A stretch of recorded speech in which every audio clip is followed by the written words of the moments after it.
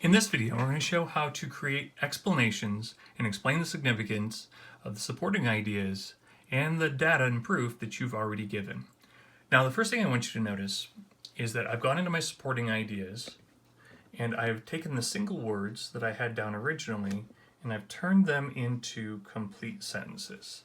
So this one that originally said simply the word combination, now I've turned into a complete sentence that says, one way the author uses these senses is through combination.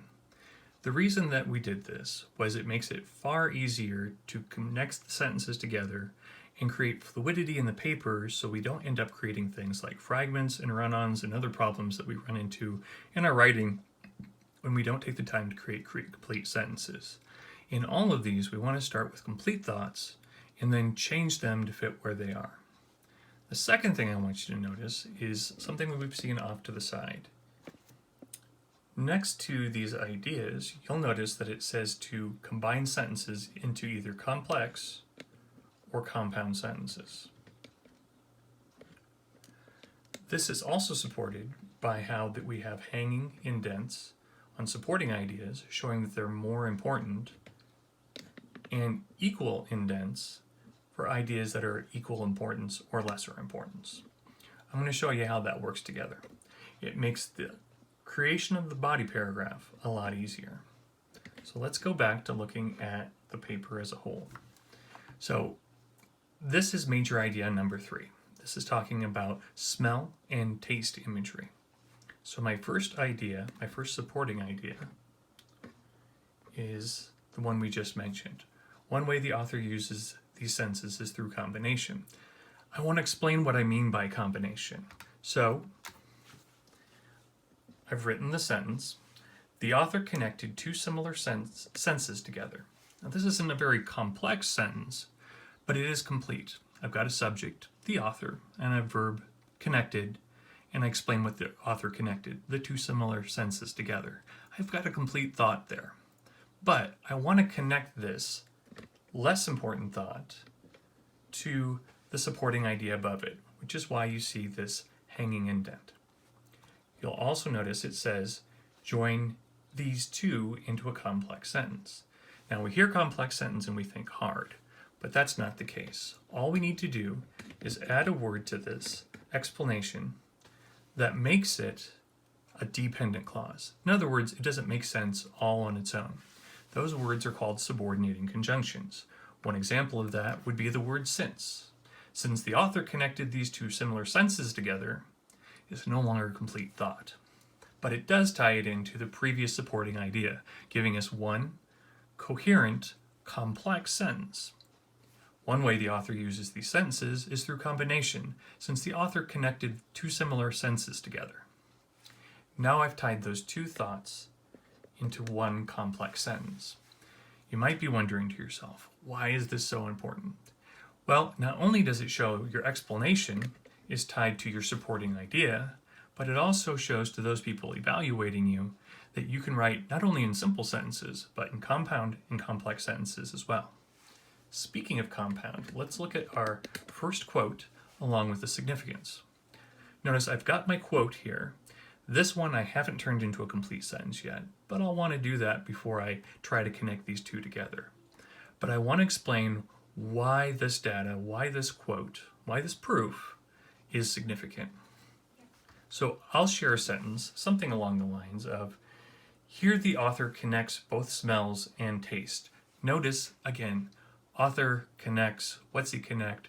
Both smell and taste. I've got a complete thought there. So how do I connect my quote, once I make it into a complete sentence, and my significance? The easiest way to do this is through a comma and a conjunction.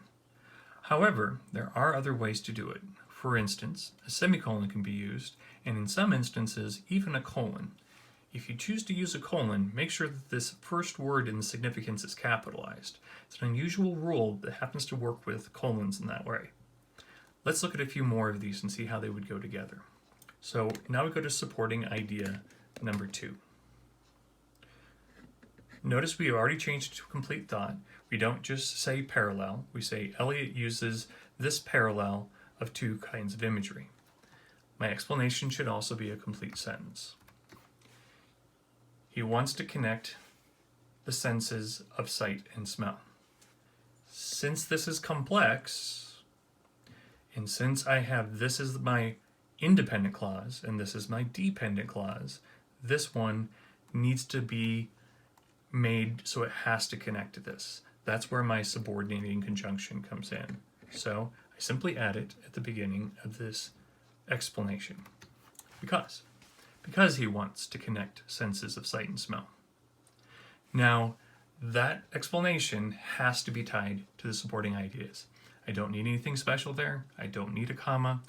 I simply need to have that word in there that makes that no longer a complete thought.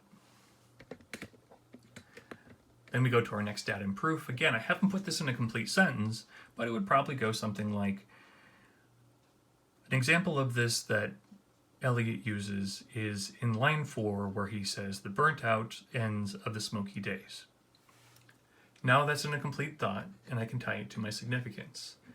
Notice again, this is going to be a compound sentence, not a complex. So I won't need a subordinating conjunction, just some kind of punctuation, like a comma and a conjunction or a semicolon.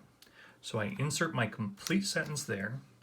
This causes us to think about both senses at the same time. Now, by simply adding in front of this a semicolon or colon or a comma and a conjunction, I can connect those two together. Let's look at our last one in this body paragraph. The last supporting idea is Eliot's most subtle use of imagery is when he only infers it. Remember, that was the one that was on inference. I put my complete thought of explanation on there. We understand the smell, even though smell isn't directly mentioned. We add a subordinating conjunction to it so that it can connect up to that main idea above it. That shows us which idea is more important, the supporting idea. And then we go down to the data and proof. We've got our quote. We'll insert that into a complete thought and then add in our last complete sentence. This is inference because the visual of steam implies a smell. That wraps it up for how to insert significance and explanations into body paragraphs. In the next video, we'll talk about how to do our transition sentences, put together the last parts of our introduction, and wrap up that conclusion.